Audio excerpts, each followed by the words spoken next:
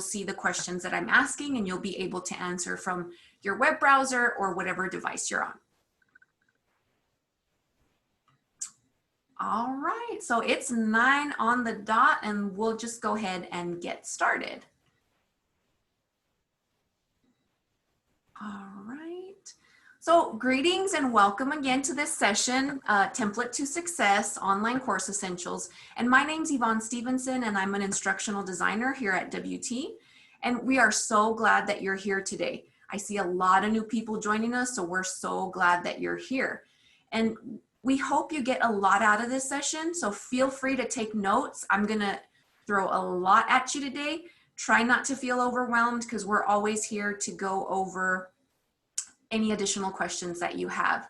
And one of the things I want to remind you of is at the end of the session, we'll render a recording of this and I'll be able to send that to you. So if I'm going too fast, don't worry, we'll get you the recording and you can slow down the speed on that and view it however you see fit. Or if I'm going too slow for some of you, you can speed it up and vice versa. So we'll get that to you. If you miss some things, don't worry, you'll get a recording.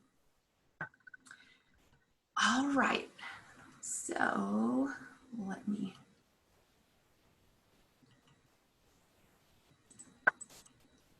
Okay, so let's look at our topics for today. So we'll take a look at important ways in which to establish an online presence in your courses. So to help you establish your presence online more effectively, I'm going to show you the course template we created that you can easily copy into your courses and edit to save time. So we'll also go through the checklist companion that helps you keep track of the changes you make within the template. And it also works well if you've decided to forego the template and maybe just add the elements that we discussed today in your own style. And lastly, I'll take questions about upcoming trainings and how to get further assistance. And so in all of our recent experiences, we've all discovered the important role that online learning now plays for our institution, right? So for many of us, online learning isn't our first choice. We may prefer to teach in person. And it may just be that the nature of the topics that we're teaching, it just makes teaching in person your preferred format. It's okay to prefer in person. There's nothing wrong with having a preference, and everybody's different. But the times now require us to become skilled at teaching online. And so faculty must now have online plans in place. Even if you're teaching face-to-face or doing a hybrid course, we've got to plan for those what ifs. And so what if the campus closes? What if you become ill? What if your students become ill or can't risk coming to campus due to health issues or other personal circumstances? So everyone's lives have been turned upside down, and students now more than ever need flexibility, and really online learning can give that to them. And so let me go back here. Here is where we're going to have you guys enter in your code for Mentimeter. So if you just came in, if you go to this website here at the top, www.menti.com. Oh, cool. You can use a shorter URL. I'm going to paste that into the chat box. And so just go to that website and enter in this code up here. I'm going to copy and paste that into the chat box if that's easier for some of you. You don't need to put in spaces. It's just spaced out like that so you can remember those numbers a little more easily.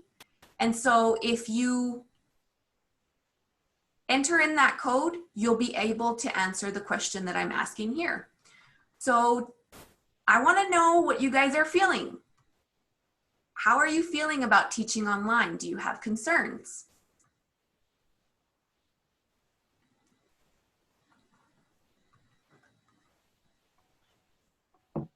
And so the poll is open if anybody wants to participate, or if anybody made it to menti.com or got the app.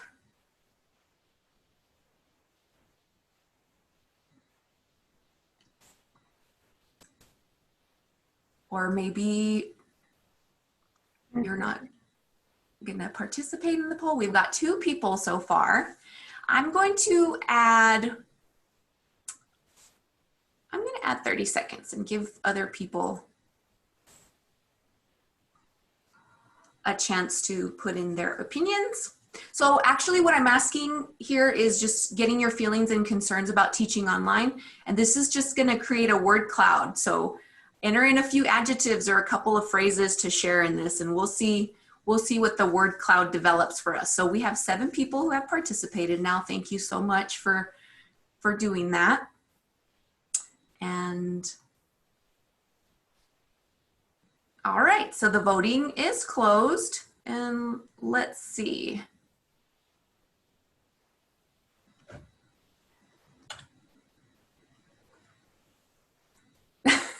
All right, so lots of people use the word very concerned. I see some expletives there. Anxious, interested. Some people are excited. That's great. Overwhelmed. Yes, I totally get it. We are too. Possibly boring. That's a yes. It could possibly be boring, right? Because you don't have those face-to-face interactions. Disengaged. All right. Excited by possibilities. Wow. That's cool. I didn't expect to see so many excited words. Great job. Thank you guys for participating. So I would say most people are pretty worried about this, and don't worry, we're all in the same boat. And so I'm going to go back to my presentation there.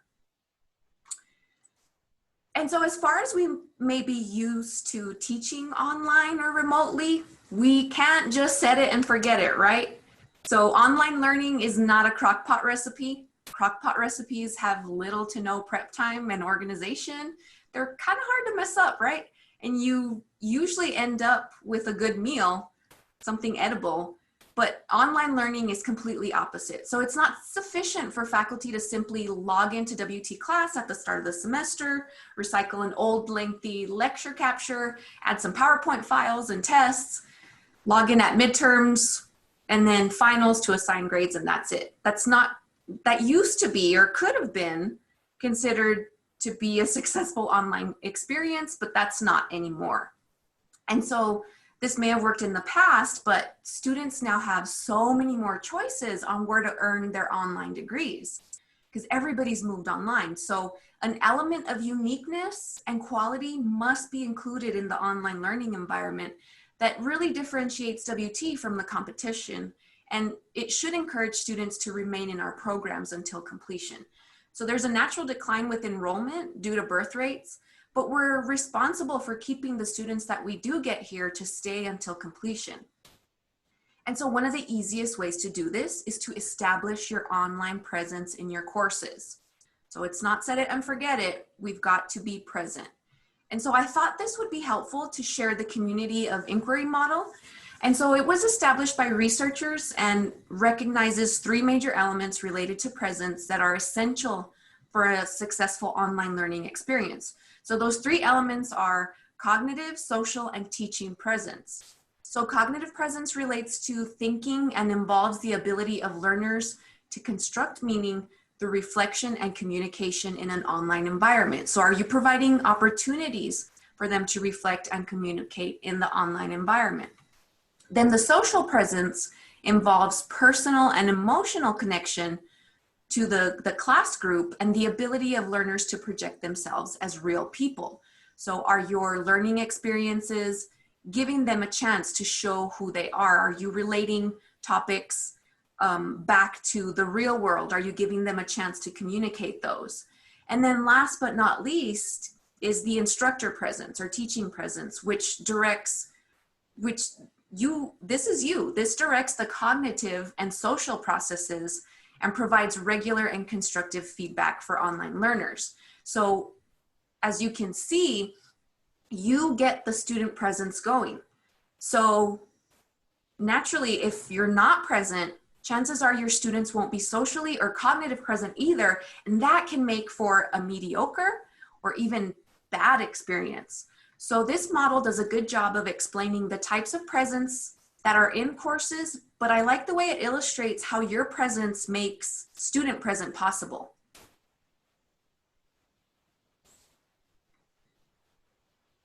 And so to understand the impact of teaching presence on student learning goals and objectives, another research, I'm showing the results here, surveyed 2 groups of online students. And they did this to find out how factors of online teaching presence affected student success in a course. And so the factors of teaching presence that the researchers identified were instructional design and organization. So this involved the course materials and activities in the course. They also looked at facilitation of discourse. So are you creating opportunities for communication online? Are they engaging? Are you giving students a place to raise questions or make observations? And then last but not least, direct instruction, which is really your presence, the instructor presence. How are you diagnosing the student understanding through comments? Are you providing feedback on assignments, things like that? And so the interesting thing about this study is when students were asked to identify the factors that supported their success in the course, they ranked facilitation of discourse and direct instruction as equally important, with instructional design and organization far behind. And so, as you can see in the first chunk there, they said, okay, well, this is what made the course successful. But then when they were asked, so when students were asked what they identified as unsuccessful, why were they unsuccessful? They identified instructional design and organization as the more likely cause than any other factor. And so as you can see there, when they felt they didn't succeed, they attributed the instructional design and the organization of the course as the top reason why they didn't succeed. And so what does this mean? So it's not difficult to determine why students felt this way. So the lack of clear and purposeful communication in design can lead to confusion, frustration, and it can be very demotivating. So bad course design is the equivalent to students walking into a dark, empty classroom and fumbling around to figure out what they're supposed to do in a face-to-face course. We would never do that to a student, but yet this happens a lot online because sometimes we just don't know any better. And so in an online course, when students spend time trying to figure out what to do and where to find course materials, they may not have the time, resources, or direction to do their best work. And similarly, you then may have to spend more time answering logistical or navigational questions, explaining instructions, and then clarifying expectations rather than focusing on the meaningful instruction and feedback and interaction. So good design is going to help not only your students, but it's also going to help you too. And so let's go back to Mentimeter. I'm going to go to my next question. So now that we learned about the factors of establishing an online presence, tell me what you think is the most challenging factors involved in establishing an online presence. So if you're not sure what these mean, just real quickly again, do you think it's the instructional design and organization? This is how you place course materials and activities in the course, coming up with activities. Do you think it's facilitation of discourse? These are things like creating engaging asynchronous discussions. What about direct instruction? Do you have more problems with establishing your presence or maybe giving good comments and good feedback? What do you think is the most challenging to do in an online course? And so, oh, we saw instructional design bump up. It was last, but now. All right, so definitely a lot of people are saying it's that facilitating actual discourse between students. And then a lot of people are also saying, well, the instructional design is big too. And so we're gonna go through all of this. Thank you guys for sharing your opinions. All right, so let me go back to my presentation.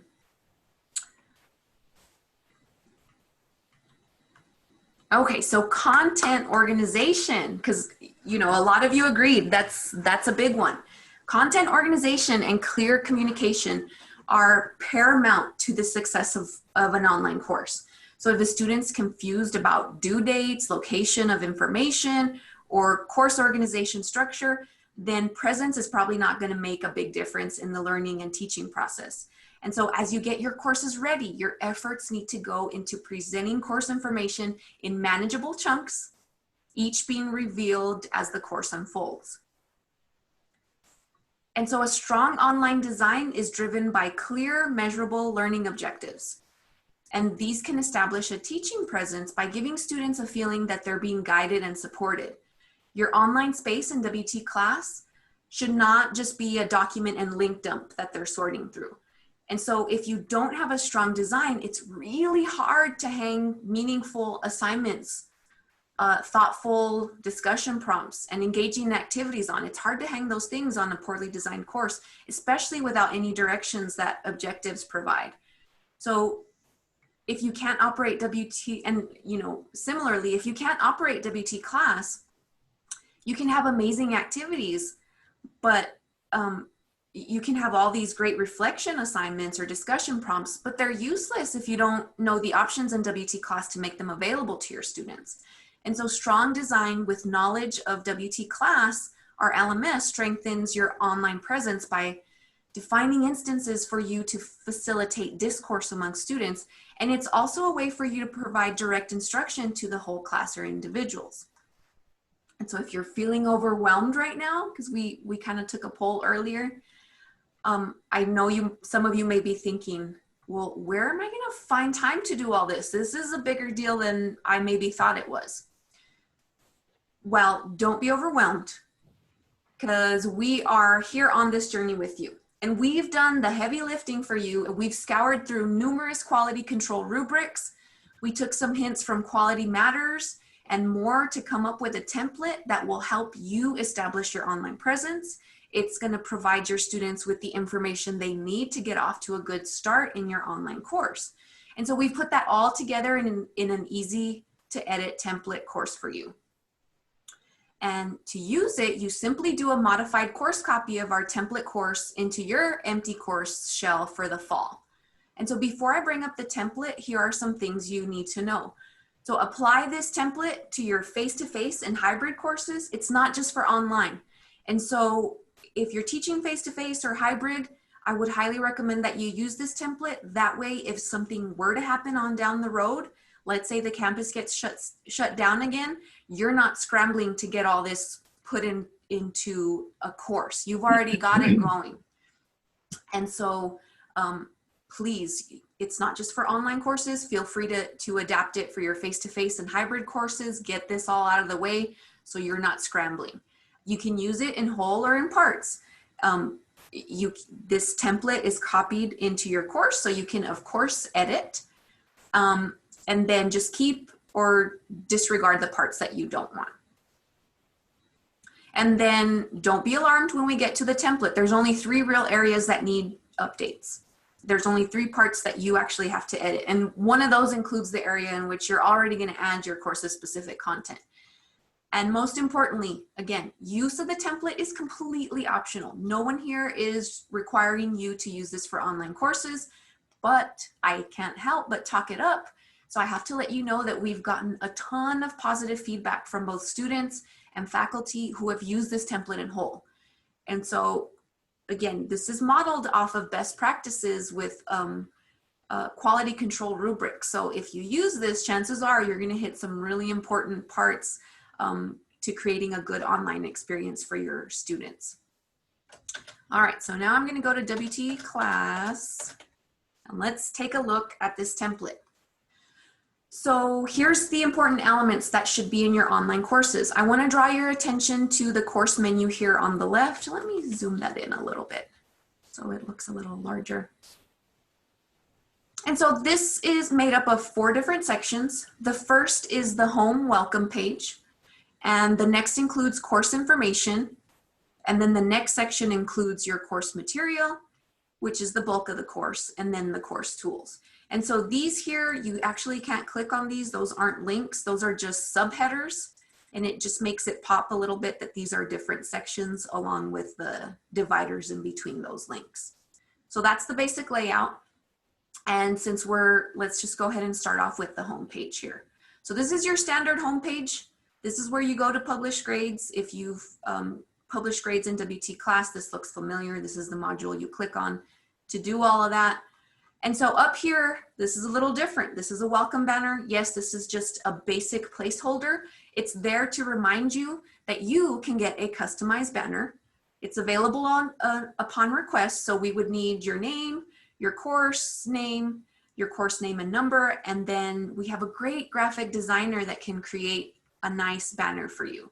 And banners are a good thing to include because they're a simple way for you to add visual interest and to personalize your course. So banners are also useful to keep track of what course you're in. And this is especially helpful if you teach more than one course or you have an accompanying lab with your course. This will help keep things straight at a glance. And then we've also got the welcome link. So this section is a little longer. And so this here is, some of you might be thinking, yikes, what is this? Well, actually, the sections in blue is what we've highlighted so you know where to enter in your information. So rather than have to type all of this up, you will get this copied into your course if you decide to have it copied. And all you have to do is edit, remove the highlighting, and place your information where the highlighting is. And so that's why this is there. So anytime you see blue highlighting, blue is for you, and that's where you edit these things here. So it's always good to begin with a welcome. Having a welcome message creates the tone for the course. Who doesn't want to be welcomed in a new space? So not having a welcome section is the equivalent of ignoring students in a face-to-face class. You would never just show up into your face-to-face course, walk in and begin the lecture without acknowledging your students, or you'd never just walk in and start throwing course materials at them. Here's hello with a PowerPoint. And so this happens a lot online. You go into the course and there's just a PowerPoint right away. And so you want to have a welcome message. It's going to help you create a positive presence in your online course. And you can edit this as you want, make it your own. I'm a little more mushy gushy online since people can't see my face, so I add a lot of exclamation points and hellos and all of that. So make it your own. Just put a plain one in there. And so this message is usually separate from the syllabus. Although this is information from the syllabus, it's always good to repeat the information, because how I know, and I think you guys can relate, if you click on something and you have to download a document, you're like, oh, I have to do extra clicks and wait for this to download. So students have to download the syllabus, but if you have all this here, they're more likely to get a second run of their eyes going over these words, which is always good. And then, so the welcome message should contain housekeeping information that's often presented on the first day of traditional face-to-face courses. And this message contains more detailed information about course expectations. And so in the section on course content, you're going to give students a brief overview. What types of assignments are they going to be expected? What types of activities are they going to be expected to complete? If they're required to have a textbook and they're required to read those chapters, place that in there. Are they required to review PowerPoints? Are they going to be going over notes that you've created? Are they going to a publisher website to get content? You need to put all that in there. What types of materials and assessments are they going to be seeing? Tests, discussions, journals, blogs. What are they going to be seeing? Also, if there's group work involved, let them know. Is there a big project at the end of the semester? All of these things need to be included. And then the next section on course technology, Dr. Favela went over course messages and email. So this is a big section here. You're letting students know what is your preferred communication. Course messages or email. I would say if you're interested in learning more about the difference, we can get you the recording that explains all that, but please make it clear, choose one and hide the other option. Don't make them both available because that gets very confusing for students. And in addition to the communication, it's very important to let them know your preference, but also let them know you're essentially, you're letting them know what you expect from them, and then let them know what they should expect from you. What is your response time? Is it 24 hours, 2 days, 3 days? I think if it's an online course, any more than 3 days, you might be jeopardizing your online presence. People may think, well, this person's not doing anything in the course, or they're not available to help me. So there's no hard rule. And we've already added here, this excludes weekends and holidays. So it's flexible. Put something that's going to work for you. And hopefully that helps students understand that while you're there to help, you also have a life outside of your email and course message correspondence. Now, one thing I do want to say about this is if you're going to put this excluding holidays and weekends, that you're not going to get back to them, then maybe you shouldn't make something done on the weekend if you're not going to be monitoring your email for student questions, because that can be very frustrating and can affect your online presence. So instead, if you're going to take the weekends off, that is just fine, but maybe make your assignments due on Monday instead of Sunday. That way students have a chance to get your feedback on Monday and solve any technology issues. So that may be helpful. And then the next section is on grading. So the same thing, you want to reiterate your grading criteria, and you can just copy and paste this from your syllabus. Are you points or weighted? And obviously, as we've learned on the presentation with social, cognitive, and teaching presence, grades and feedback are super important, especially to online learning. So let them know when they should expect that. So again, here, grades and feedback will be returned to you within X working days of your submission.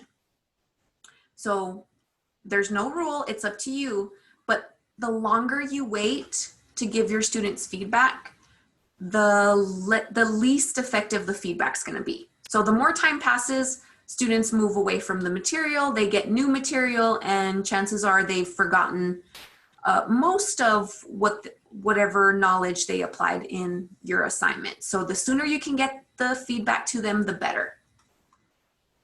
And then we have a section here on course structure. So this section informs students on how to navigate the course and where to find various components. So navigation cues like a brief description of the links in the course menu can help students become acquainted with and access the course's layout of informational content and materials and tools. So basically the course structure here, we've just named every single link in the navigation menu to give students a guide there. And you may think, gosh, that's a little much. Can't they just figure it out? Well, yeah, but just keep in mind that they may be figuring out 3 other courses that semester too, and everybody does everything differently. So helping with the navigation pertains to every aspect of your course design from start to finish. So online learners must be able to get through the course with ease. If your course structure is difficult to master, then create a tutorial or a walkthrough that helps online learners through the process. And I can't help but think of Michelle Simmons in the education department. She has done a phenomenal job in her practicum course because that thing is so complex. I mean, they have modules like regular weekly chunks of content that they have to master. But in addition to that, they're also having to fill out forms and provide proof of contact hours for all sorts of different things.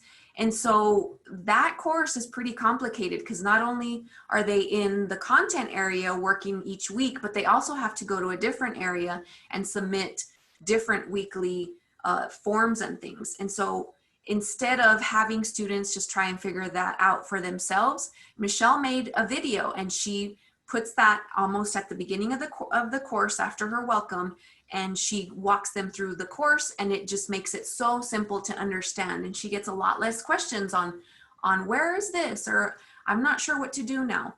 And so if you're in a specific situation like that, where you're maybe having to provide contact hours, or you have all sorts of different paperwork that students have to get into you, consider making a video on your course structure. All right. Also, just a quick tip, if you customize let's say you copy this template and you customize these menu links, like you rename content to say modules or something like that, make sure you update it here. And then we've got some blue highlighting there. Make sure you tell your students what form of communication you're using. And then last but not least, here we end the module with clear direction on what to do next. And so just like in face-to-face courses, you give students direction on what to do next, they also need this online. It just creates a sense of order and a sense of completion. So it tells us here to click on Start Here. And so I'm going to go to the Start Here section.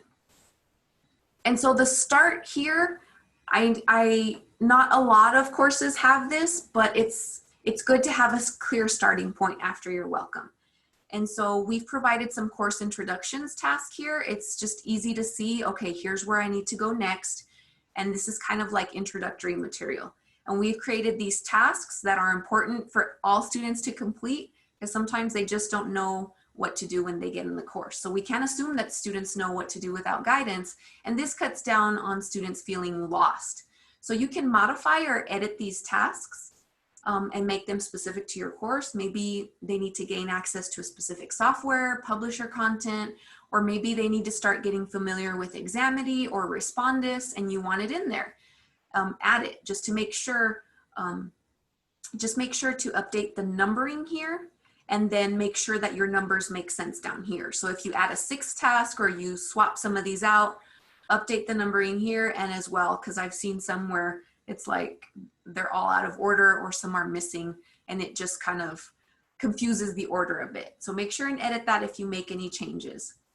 And so the first task we have on there is read and print the syllabus. And so that's task number 1, and then we've linked the syllabus here, and it's always good to let them know that they need to read and print the syllabus. And then the second option there is about your instructor. So it says read the introduction of your instructor, and we've linked the page that has your information, and I'll go through that in just a second because it is in our links here. And then we have a meet and greet forum. So this is a link to a discussion board. It's not set up for grading, but this is an excellent way for learners to introduce themselves to you and their classmates. So this is a way to establish that social presence and that teaching presence. So if you do icebreakers in your face-to-face courses, this is kind of the online equivalent. You may want to begin the course, you may want to begin this in the course immediately because it'll assist in establishing a sense of community, and it'll welcome students into the learning environment. It'll get them to get to know each other. And so this forum works really well in the beginning, beginning the process of student communication that hopefully continues throughout the course. So if you're going to have lots of discussion boards, help them get practice with that, with this one, since it's not set up for grading. And so this forum can also help you see who's actually made it to your course within the first few class days. And so as you can see here, it's got clear directions on how to create a thread so students can jump in and get started. Never automatically assume that your online learners are tech savvy. So it's good to provide clear instructions for those who are new to online courses and maybe need a helping hand. So this is highlighted for students. So remember, the blue is for you, but the yellow is for your students. This is just here so they can clearly see what they need to do. You can remove that, but it's actually meant to stay there, not like the blue highlighting. The blue highlighting is meant to be removed. And then we have a link to student resources. So these are links to information on university and technical resources, but we'll take a look at this because it's also linked up here, and we'll get to that in just a second. Now, here's a good one. Here's the Muddiest Point Forum. So this is a discussion forum where students can post general questions about the course. And these can be questions related to due dates, assignment requirements, exams, all those questions that you get bombarded with when you teach online.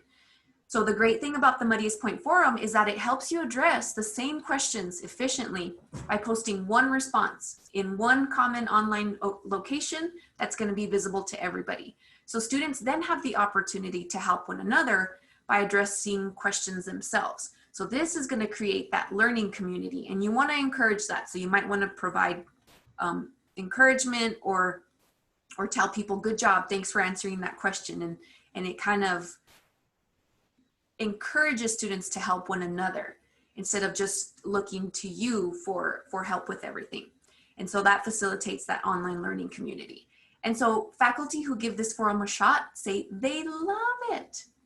And so if you keep getting the same question, post the answer here. And if students email you directly, just tell them, or of course message you, tell them to go to the forum for the answer. And so what faculty have done with this, if they've used it to train their students to check here before emailing them. And so that's gonna help everybody get the help they need a lot faster. And so again, this is not meant to ignore students. It's just a way of helping them to get the answers on their own and for them to help each other as well. And so you don't want to set this up and then never go in there, because that's going to be horrible. I've been in online courses where they're like, ask your questions here. And then you have 5 or 10 students ask questions and nobody ever comes to answer them. And they're not anything we can help anybody with. There aren't questions that students can answer. It's stuff that needs the professor. And so don't use this if you're not going to go in there. And so one of the cool things is if you click on the discussion board, you're thinking, oh my gosh, I've got to log in there and look at all this every day. No, you don't. You can just, what makes it work so well is if you click this subscribe button. When you click subscribe, you will get an email every time somebody gets a post there. And then so you know what the question is and you know that you have to go in there and post a reply. So that makes it easy to keep up. Make sure you subscribe if you do decide to use that.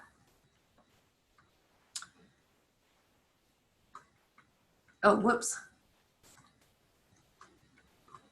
Okay, so there's that Muddiest Point forum. And again, at the end of the module, we're letting them know it's done and we're telling them what to do next. All right, and you guys know the syllabus link.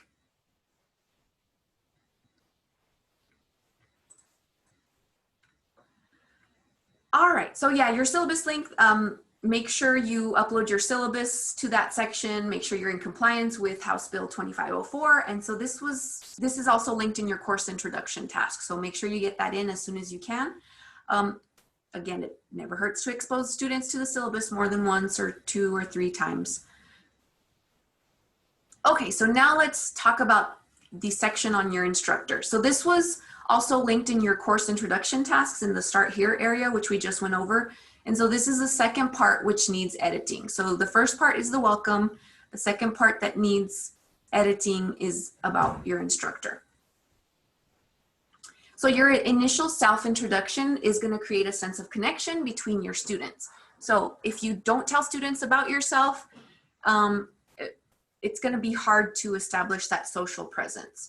And so you may want to include a short bio on your teaching philosophy, a summary of past experience with online teaching. If you're new to it, let your students know. I'm sure that they would like to know that and know that, maybe even relate if it's their first time having an online course or if it's their first semester doing all online courses. And any other personal information that you feel comfortable sharing, like hobbies, family, travel experiences, that's going to go a long way in establishing that social presence, because hopefully students will share that as well in the meet and greet forum. And it's just like a reciprocal thing. They do it and you should too. And so you can use a combination of text, photos, videos to establish a more open and collaborative learning environment. And it's good to always humanize yourself to your students. And so I want to bring up that the HELC, the Hastings Electronic Learning Center, is open. So consider having us record a welcome video for your course. I know a lot of faculty are like, I don't like the way I look, or I don't like the way I sound on video, but a video for your students who may never see you in person, that'll go a long way in connecting online and really establishing your human presence. So a good online course includes an instructor who's visible and active, and this is a good way to start that. So please make sure you update your contact information, provide your office phone, and set up your voicemail. Update your office hours, make sure your preferences on meeting hours are listed there. If you're only doing Zoom meetings, let them know. I would also add by appointment. This just also makes you seem more open as well, and it just makes it easy to get your info with the link in the course menu. So some people are like, well, why do I have to do it? It's just in the syllabus there. But again, it's a click, you have to download, And it's just easier to go here within the course and get that information. So please don't forget to put in everything. Especially now, some people want to only provide their emails, but all sorts of students are having technical issues. So it's always good to provide a phone number. And if you're not checking your phone regularly, if you set up your voicemail, you'll get an email with the voicemail in it. So don't feel like you have to actually have access to your phone in your office to take calls, because you'll get a voicemail and that'll be able to tell you when you need to call somebody back. So just make sure you have all that set up. And so I kind of spend some time here on that, because in your communication with students, it's going to be important to exhibit care and empathy and trust for them, especially if you respond online, because that a lot of stuff gets lost online and just in text. So since we're being pushed online, we have to show that we know that students may also have a life beyond their course. It's not just us that have a life outside of the course. So not only do many students take other courses, but they may be primary caretakers, they have a job, they have jobs, or might be struggling to make ends meet right now. I think I just read some poll that it said like 49% of Americans have had some type of major blow to their income because of everything that's gone on. So remember that, take that into consideration. And so a good online course is going to include instructors who are approachable, responsive, and who work with students to address problems and concerns as they arise. And so next, let's look at the student resources. So this is my favorite part of the course by far, because I wish someone would have pulled all these student resources together for me at the institution that I had been teaching online at. And so when we're teaching online, we have to keep in mind that some students may never set foot on the WT campus ever. And so they have no clue what services and resources are available to them. So they may just, somebody may tell them, you go to the portal, you log in and you click on WT class and there's your classes. That's the extent of what they may know. And so I like these resources here because they can learn about the course technology, student support services, and then if they have special needs, they can get specific formats of the materials already in your course. So course technology, I really want to point out this section here because I think a lot of faculty feel overwhelmed sometimes with students asking them, or students not knowing how things operate in WT class. So if you place these links in your course, we automatically have a link to WT class orientation. That's a course they can enroll in and practice in. And then we have a link to our WT class help site for students. And let me just show you what that looks like. This has all the information they could possibly want on assignments, logging in, how to check their grades, figuring out other technical issues. How do they submit media? There's all sorts of issues that come up when students try to submit large files because there's file size limits. Well, how do we get around that? Well, everything they could possibly want to know is here. And see, here's a link to a recorded Blackboard training video. So if you put that in your class, you can refer your students to that immediately within your class. And there's things on netiquette. If you're going to be having discussions, make sure they read this. What type of skills and knowledge do they have to have technology-wise to make it in the course? And so this is all very helpful information to have them review at the start of the course. And then we have another link to support services. I think the most useful link for me, and once you start teaching online, you'll get a ton of questions from students. When does registration open for the spring? Or when's the last day to drop and still get 25% of my tuition back? Well, I don't know. And so I would have to refer to the registrar calendar a lot, but this is already in your course and you can either use that yourself or direct your students to it. And so there's all the other support services we have access to. And then Ally, any files you place like a PowerPoint or a Word document or a PDF, you can get different file formats like an MP3 and It can actually read your notes to your students. And there's other different formats for students with different needs. And so just a quick note on technology. Use technology that works. And just a quick tips. I know it's sometimes tempting to overload a course with flashy tech elements or have students sign up for dozens of outside services, but good online classes avoid this temptation. So instead, good courses include carefully selected technologies that are reliable and fully supported. And so please, if you're going to use a technology, go to our page and see what technologies we have available. Try not to use, if you already use it and you've got it working for you, that's fine, but try not to go to too many outside technologies or signups, because we can't provide support for those. We only have administrator access to certain technologies, and I'll provide a link on how you can figure out, okay, well, what do you guys have access to? So try and use the technologies that we can help you with, because a lot of faculty put stuff that we don't have access to, and if it's free, guess what? Probably there's not somebody that's going to be available to provide direct support to your students. So just keep that in mind. Technology is wonderful and they've got a lot of great programs out there, but if maybe a handful of your students can access it, well, then it creates a problem. Or if only half of your students can access it, it's a problem. So just help students avoid panic that comes from encountering a required program that's just not going to work. There's so many variables involved in getting different types of technology to work. And so if you use one of ours, we have more experience with those variables and can get around it. But if you use somebody else's, it's going to be, chances are we're not familiar with it. And all right, let me move on. Let's take a break because I've been talking for a long time. Let's go back to Mentimeter. And so I apologize, but we're going to actually, we're going to actually do a different poll.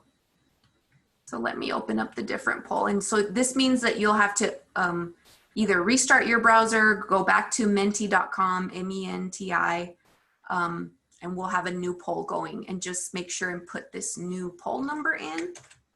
And so I'm going to put that code in there so you can copy and paste, and I'm going to put that Menti link back in there. Whoops, didn't actually copy that.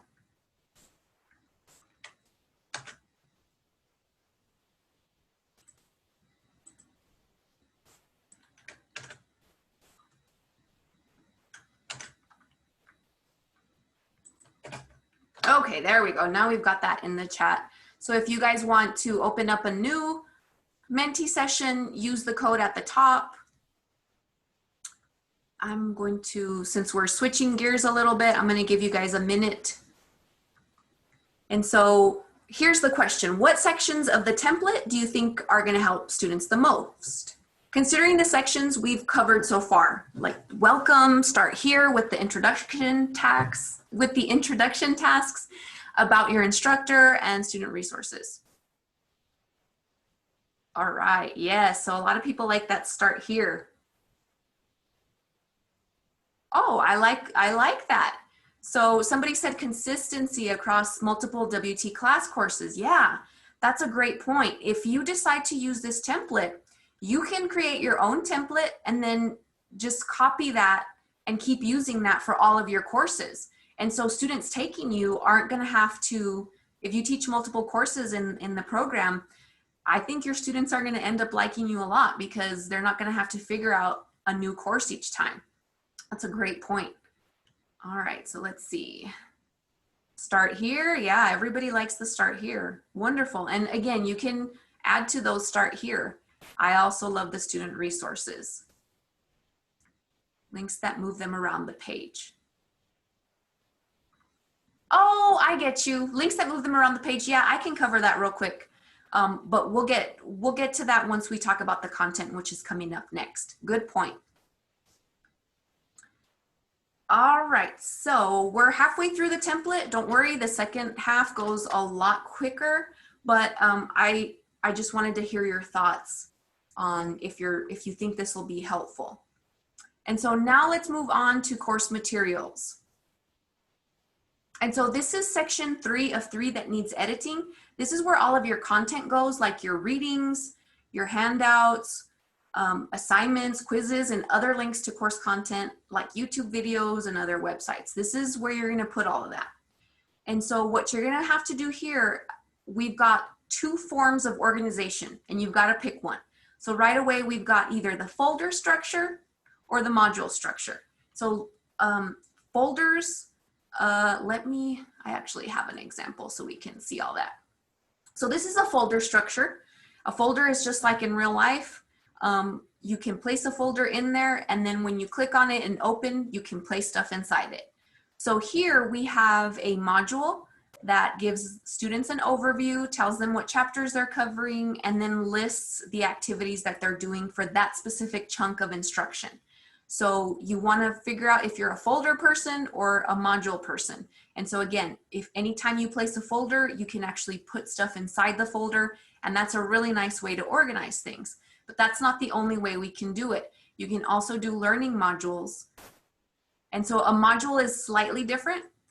When you click on the module, this kind of breaks things up a little bit more for students. For some students, they hate this because they have to click more. Some students like it because they're not like overwhelmed with all the folders and the items. But so essentially students move through the pages. You make the overview page, you click on it. Here's the file that they put in there. You click next, there's another file. And so it just chunks it out kind of nice for you. And then there's also a table of contents, which is nice because you don't have to click through all the pages. You can actually just get to your assignment right away. And so that's one way of doing it. So that's why we've provided folders and modules there. You decide what format you want to take. Don't use both because that is extremely confusing. Just decide to use one or the other. And so what we've done for you is we've provided a folder and you rename it. So decide what you're going to do. Some people like to chunk out their content by weeks. Some people like to name them lessons, and then they have specific dates out on the folder that give students clear direction. This is what you should be focusing on during this time period. And so if you just put a bunch of weeks, it's hard to tell where you're at from a student perspective. So try and put dates in there, like in the title, so students know exactly where they're supposed to be at any given time in the course. And so let's take a look at what's inside of these. So we've provided that little template like we saw in that other course. So basically you've got your overview, introduce your topic, make sure you have your objectives there, because how do we know that students are learning anything if we don't know where they're supposed to end up? So if you can provide objectives that clearly state what students are supposed to do after that chunk of instruction, that's gonna be extremely helpful.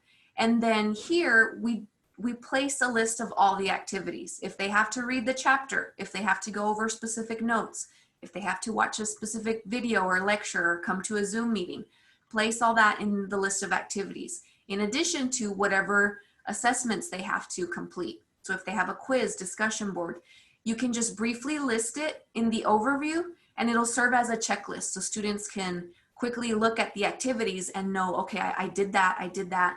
Oh, I still need to do this. And it's just a nice way to preview all that. And then once you have that, then you can do what we did over here in the folder or learning module. Then you can start placing your items below. So that's just one way you can organize it. That doesn't mean that's the best way, but we've just provided this as a template here. Now, I'm going to turn my edit mode on just to show you something else in the content area. So once you establish if you're a module person or a folder person, delete the others. So I'm a folder person all the way. So I would delete the modules here, and you just click that drop down arrow and select delete. And so what we've done here is we've created one folder that's open. You could put your opening module there. And then we've hidden all these other modules. So you could select the drop-down menu and just click copy for however many chunks of instruction you're going to have. Maybe you're having one weekly, and aside from your introduction week, you're going to have 15 weeks total. So you can copy this 15 times, and then you have all of your folders ready to go. So that's how you can use that, or opposite, if you decide to go with the learning modules, delete your folders, and then you can copy these folders, and you can start working in the folders, and students won't know that your course isn't complete, but you can go on a chunk to chunk basis and get all that completed. And so now that I've turned edit mode on, you're gonna see these sections pop up everywhere. This says for instructors, hidden from students, how to enable module folders. So this is giving you all of the instructions I've just given you on what you need to do here. Pick a format, delete the others, and then you can copy them.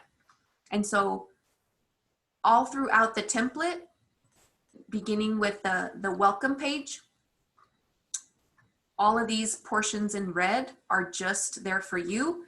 Don't unhide them, because then they're available for your students, but just know that all of that's there to guide you through the template, just in case if you're like, oh my gosh, this is way too much. And so I'm going to go back to my content area. And so let me see. I believe what the person was asking earlier is, actually I've got to exit my preview because I'm in student preview so you could see what the modules look like. What you actually want to do if you had an assignment, maybe you have an assignment or a Dropbox that needs to be used regularly, or maybe they're submitting a draft one week, but they're going to use the same Dropbox in the following week to submit a final. So one way to link your assignment, and I need to have my edit mode on, you can go to, let me see. Now I'm like, where is it?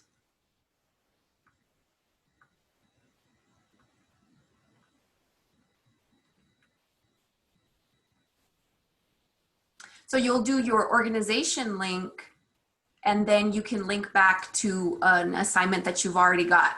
Now, let me see if that's correct, because I don't want to tell you the wrong thing. Yes, so any assignment that you have or discussion board, if you want to link it in more than one place, like kind of like how I did over here in the start here, how I've relinked all of these, you just select the organization link and it'll allow you to browse, and then you can go to your course and say, you know what, I want to link over here to this specific Dropbox again.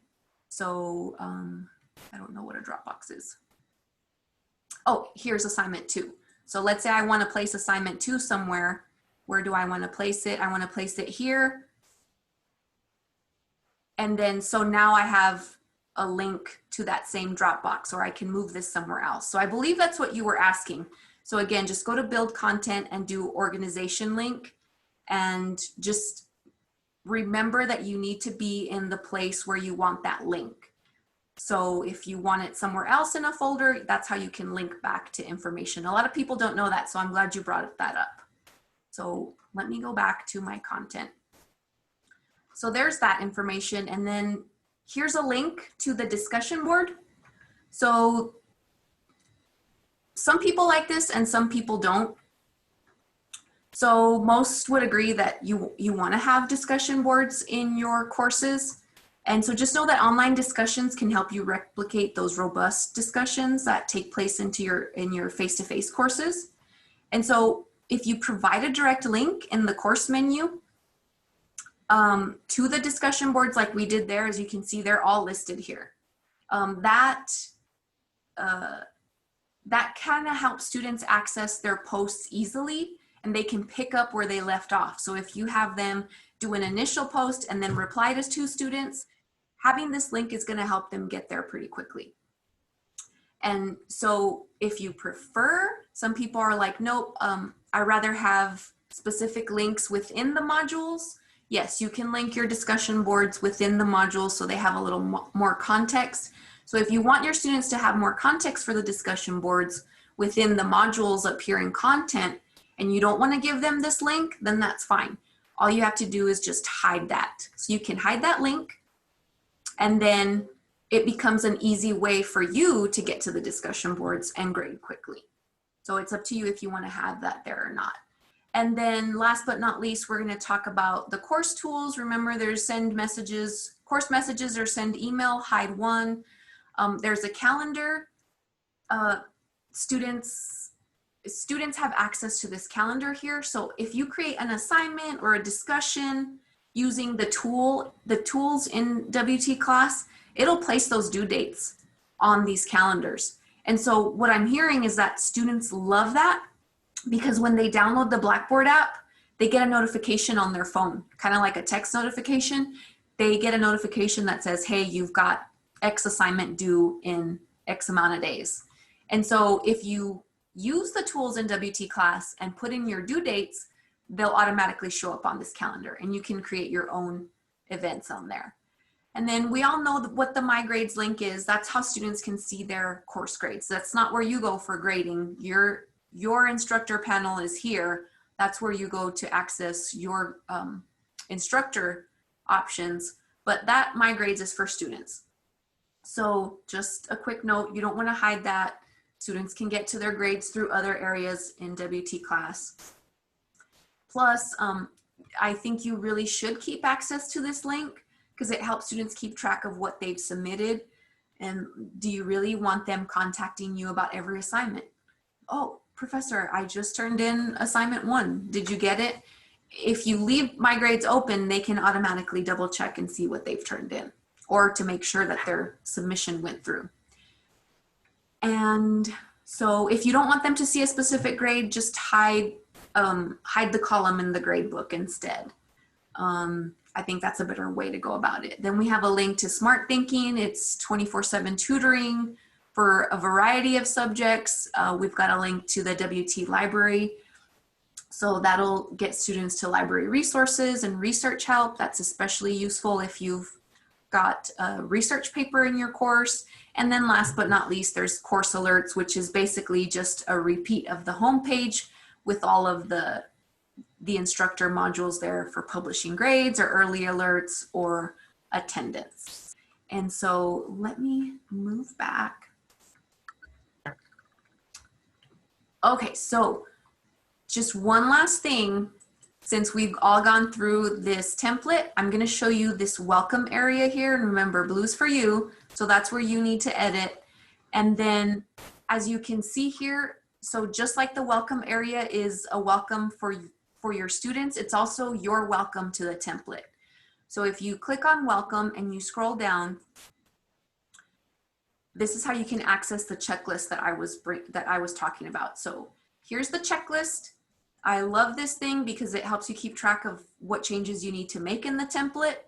So the asterisk is a section that maybe doesn't need changes. So right off the bat, we know, okay, I have the option to update a course banner. And this doesn't have an asterisk, so I definitely want to edit the welcome section. And I can check all these as I'm done. Or maybe I want to add to the course introduction tasks. So I can write that in there and check it off once it's done.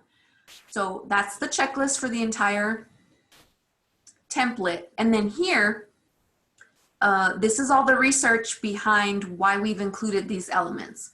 So if you're like, I don't know about this Muddiest Point Forum or the meet and greet, you can refer to this and this will tell you the rationale behind why we put that in there. And then you may want to use this just to create your own template if you don't like the way this is laid out. Some people don't like the menu. Or some people don't like the way certain things are structured, and you can change that to your preferences. One other thing I want to point out in this document is that we've got suggestions on due dates that you should be aware of. When should you make your due dates? Date restrictions. Should you have all of your 16-week full content available to students? That may be a little overwhelming. And so here's suggestions on what you could do in terms of making specific modules available and others not available, and things to consider. And then, as always, we have our contact information here. Here's who you can, Brandon, our creative manager, that's who you can contact if you want a banner. And there's our contact information as well. And so I'm going to go back to the template, and remember, under the welcome section where you find that checklist, I also just want everybody to know that we've made an easy to follow video on how to copy this into this template into your fall shell or whatever shell you want to get it into. And so if you, what we've done actually is I've already placed everybody into this course. And so you should have access to this course, and let me show you how you get to that. But just know that in the welcome section, here's a video on how you can copy this. And then above the video, there's also instructions if you prefer just the written out instructions on how to do this, they're also there. But basically how this works is I've tried to put everybody that has an account in WT class into the course. So a lot of you are new. If you don't have an email address, that means your IT account, a WT email address, I should say, that means you don't have an IT account set up. So if I were you, I'd contact my department head and let them know, hey, when will my IT account be created? Because they have to set some things in motion with IT in order for that to get created. But if you already have a WT email address and you're wondering, well, why don't I have access to WT class? That's because you haven't been listed as instructor of record yet with colleague, and that has to be done by your department head. So if you don't have access to WT class yet, when you log into the portal, you should be able to click on WT class, and that should take you here. But if you don't have access or you get an error message, just please contact your department head as soon as you can and let them know that you need to be listed as instructor of record on whatever classes you're assigned to teach. And then so that updates with the registrar, and then that system communicates with WT class within a couple hours and makes your course available. So if you don't have access to the template right now, don't panic. Make sure you talk to your department head. So the way you'll get to the template is you usually have your list of courses in this box here. And if you go towards the bottom, there's a section titled Dev. This is a developmental course. Sometimes it's collapsed. Sometimes it's expanded. So make sure it's expanded, and you're going to be looking for ITS template 1000 instructor review. This is the template I just showed you, and I've placed a ton of people in this course. So hopefully you're in that list. If you're not, contact your department head and we can get you into the course as soon as you've got a WT class account. So that's how you get to the template.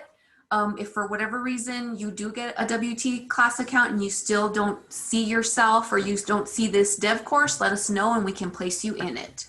To use the template, just make sure that when you go into the course, make sure edit mode is on, because that's the only way you can get to the course copy options. And again, you'll want to go to the welcome section, play that video or look at those instructions, and you'll be able to copy that template without any issue. And so, do we have any questions?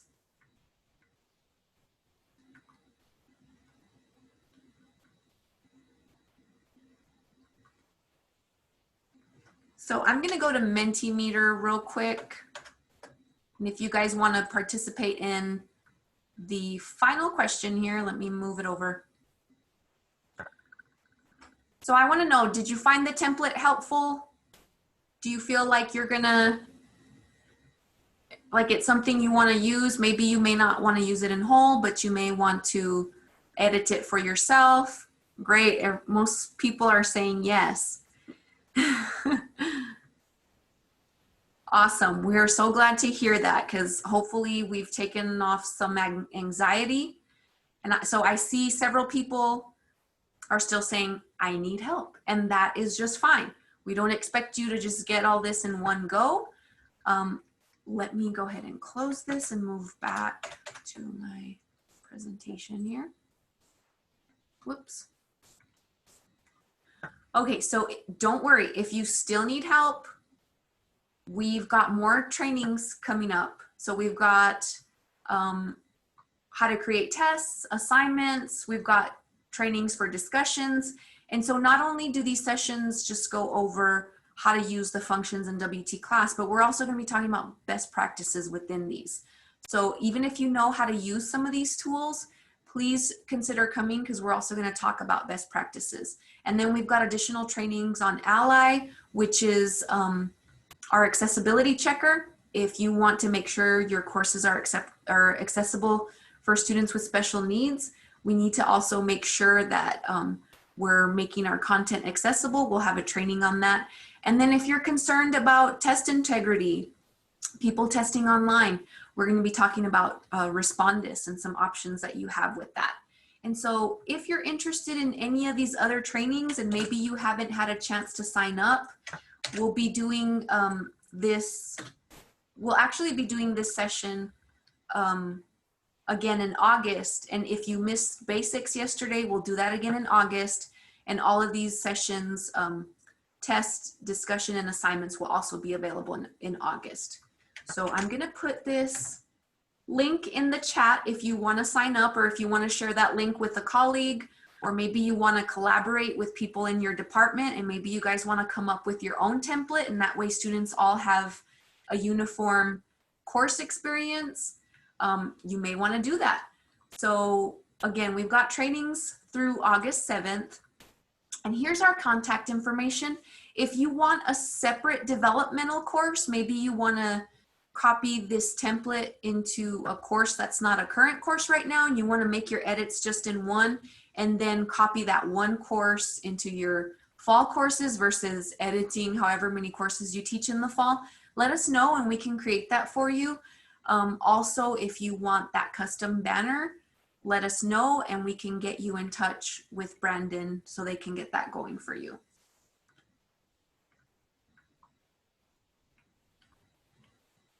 So Daniel's asking, do we copy the dev course on our own?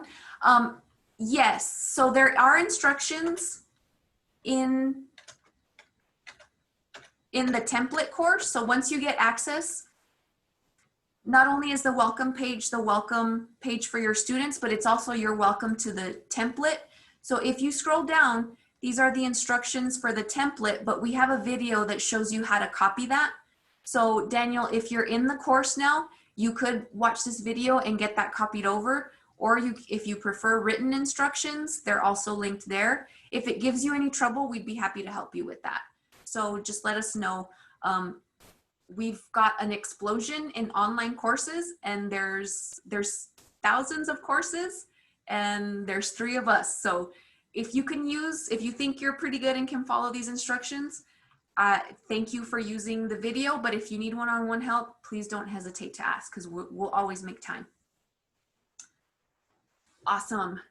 All right, will the videos of these classes be online or anywhere? Yes. Krista is going to be sending out videos of all of this. And so all of this is going to be available. Anybody who signed up for the session will get a recording, even if they didn't attend.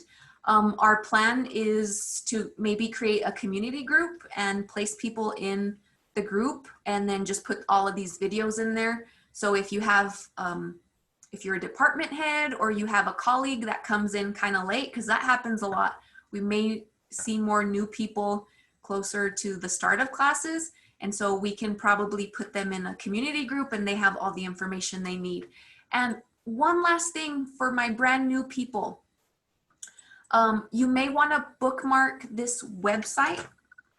And this has a list of tools that are available here at WT. Remember, we talked about using technology that works. And so this is all of the technology that we can assist you with. If you're not sure how to use this in your courses, or maybe you have a specific issue or concern you want to address, we can help. We can do a consultation with you and help you select a good tool. But all of the information that you might need to know how to get started or what tools are available for you are here. And there's additional information, like if you're going to be working from home, I would suggest this link up here, Teaching and Learning Remotely. I can't remember where our handbook is linked, but we'll make sure and include that in our follow-up email. But we do have a handy handbook that has everything about technology that you need to know to get started, like how to put email on your phone so you can check it and all of that, how to get access to your accounts, So we'll make sure and provide that, but I put that link in the chat. So just bookmark that and have that there so you can refer to it. And thank you guys so much for coming today. And we hope to keep helping you for the rest of this week and in August. Thank you guys. Have a good one.